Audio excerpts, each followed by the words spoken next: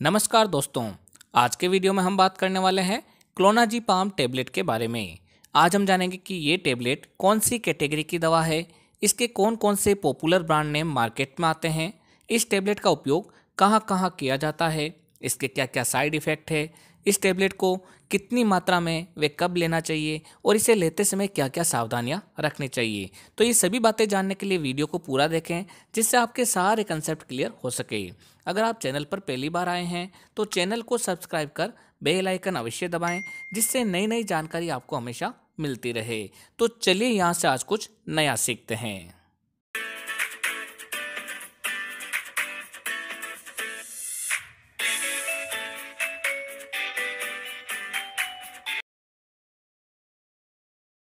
क्लोनाजीपाम एक benzodiazepine group की दवा है जो कि एंटी एपिलेप्टिक, एंजाइटी व स्लीपिंग डिसऑर्डर में काम आती है तथा मस्तिष्क की नर्व को शांत करने के लिए प्रयोग में लाई जाती है। क्लोनाजीपाम टेबलेट मार्केट में क्लोनाजीपाम 0.25 मिलीग्राम, क्लोनाजीपाम 0.5 मिलीग्राम, क्लोनाजीपाम 1 मिलीग्राम तथा क्लोनाजीपाम 2 मिलीग्राम की स्ट्रेंथ में डॉक्टर के प्रेस्क्रिप्शन के बाद मिल जाती है। साथ ही ये दवा क्लोनाजीपाम सिरप फॉर्म में तथा एसाइटेलोप्राम टेबलेट के साथ कॉम्बिनेशन फॉर्म में भी मिल जाती है।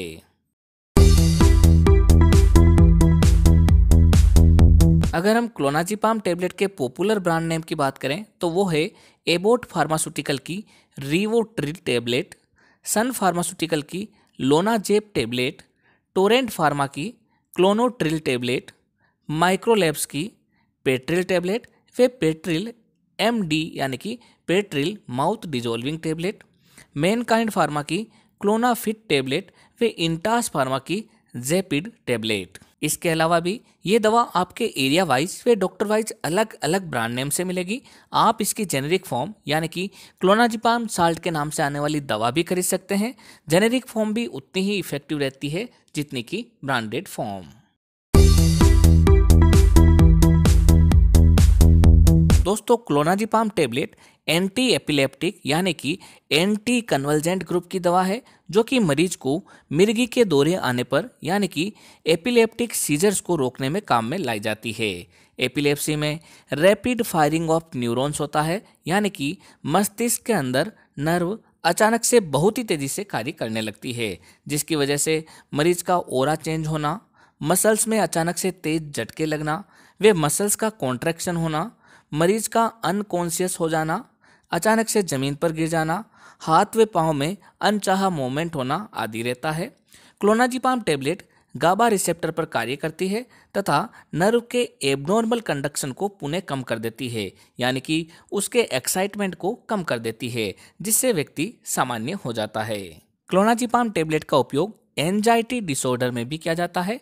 एंजाइटी के अंतर्गत अत्यधिक तनाव व अनईजीनेस होना, चिड़चिड़ापन आना, मसल्स में तेज दर्द होना, घबराहट होना, रेस्टलेसनेस महसूस होना, किसी कार्य के लिए कंसंट्रेशन का ना बन पाना, थकान होना आदि रहते हैं, तब भी ये दवा डॉक्टर द्वारा प्रेस्क्राइब की जाती है।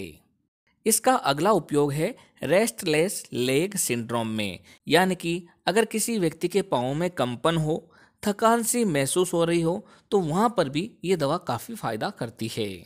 इसका उपयोग अल्कोहल विथड्रॉल सिम्टम्स में भी किया जाता है।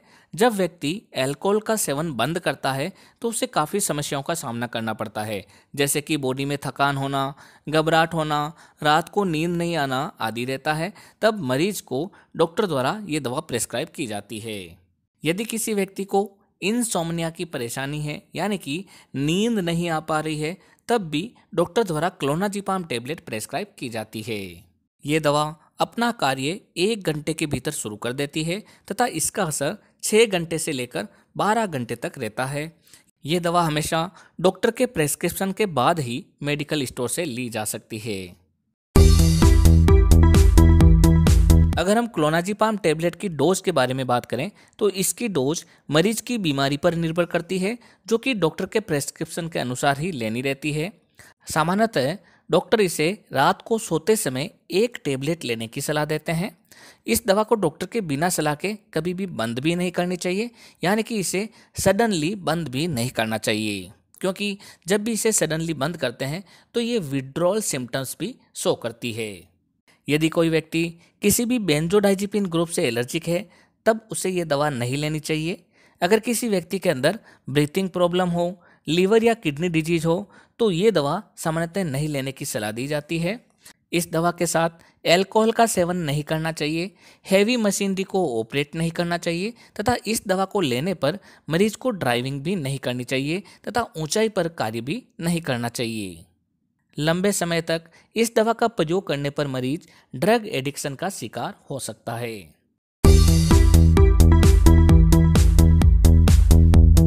अगर हम क्लोनाजीपाम टेबलेट के साइड इफेक्ट के बारे में बात करें तो वो है ड्रोपसीनेस होना, यानी कि सारे दिन भर नींद सा लगना, डिजीनेस व टाइडनेस होना, कॉन्स्टिपेशन होना, ब्लर्ड विजन यानी कि धुंधला दिखाई देना, याददाश्त में चेंजेज होना, डिक्रीज्ड लिबिडो और डिप्रेशन आदि।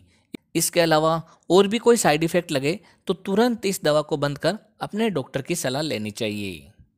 तो दोस्तों ये थी जानकारी क्लोनाजीपाम टेबलेट के बारे में। जब भी कोई दवा लें तो अपने डॉक्टर की सलाह से ही लें। इसी तरीके के वीडियो देखने के लिए हमारे चैनल को सब्सक्राइब कर बेल आइकन अवश्य दबाएं, जिससे नई नई जानकारी आपको सही समय पर मिल सके। एक बार फिर मिलते हैं एक नई दवा की जानकारी लेकर एक नए वीडियो के साथ। तब तक के लिए धन्यवाद।